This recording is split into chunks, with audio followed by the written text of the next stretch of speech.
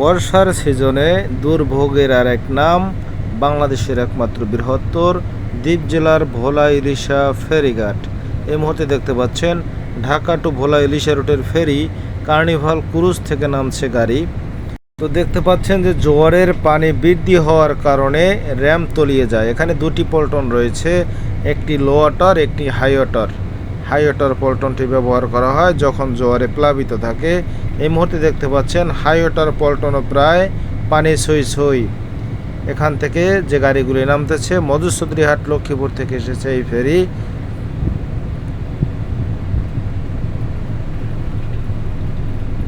দেখতে পাচ্ছেন অসংখ্য গাড়ি এখানে জমা হয়ে রয়েছে শুধু এই জোয়ারের কারণে।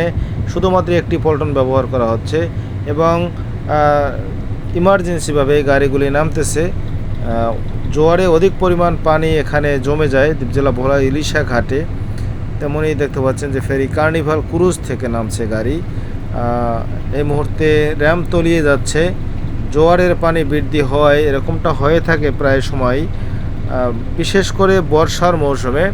তো লো ওয়াটার পল্টন যখন লাস্ট ভাটা থাকে তখন লো ওয়াটার পল্টন ব্যবহার করা হয়, কারণ লাস্ট ভাটার সময় যে হাই ওয়াটার পল্টন রয়েছে সেই পল্টনটি অনেকটা উপরের দিকে উঠে থাকে, যার কারণে গাড়ি লোড আনলোড করতে খুবই কষ্ট হয় ফেরির ভিতরে।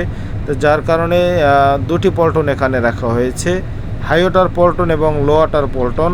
মূলত জোয়ার ভাটা দুই হিসেব করেই মূলত লো ওয়াটার এবং হাই ওয়াটার পল্টন ব্যবস্থা করা হয়েছে। মুহূর্তে যে গাড়িটি নামতেছে এটি হচ্ছে ধান কাটার মেশিন। দ্বীপজেলা ভোলায় অনেক ধান কাটার মেশিন আনা নেওয়া হয়, বিশেষ করে ফেরি কার্নিভাল ক্রুজে তো দেখেই প্রায় সময় গাড়িতে করে এরকমের ধান কাটা মেশিন আনা নেওয়া হয়। তবে এখানে স্থায়ীভাবে ঘাট হওয়া সম্ভব নয় যেহেতু নদী ভাঙন কবলিত এলাকা। এই মুহূর্তে দেখতে পাচ্ছেন যে দুটি ফেরি, এই ফেরি দুটি মধুচৌধুরীহাট লক্ষ্মীপুর রুটে চলাচল করে। বেগম রোকেয়া এই মুহূর্তে যাচ্ছে মধুচৌধুরীহাটের উদ্দেশ্যে এবং কাবেরী ফেরিটি কিন্তু এসেছে ইলিশা ঘাটে। এই মুহূর্তে দেখতে পাচ্ছি গাড়ি নিয়ে মধুচৌধুরীহাট থেকে দ্বীপ জেলার ভোলার মানুষের অন্য অন্য জেলার সাথে যোগাযোগ মাধ্যম হচ্ছে ফেরি কিংবা লঞ্চ। যাতায়াতের একমাত্র মাধ্যম হচ্ছে এই দুটি বাহন। তো জোয়ারের পানিতে এই মুহূর্তে থই থই মেঘনা নদী। দেখতে পাচ্ছেন এই গাড়িটি কিন্তু বেগে নামতেছে।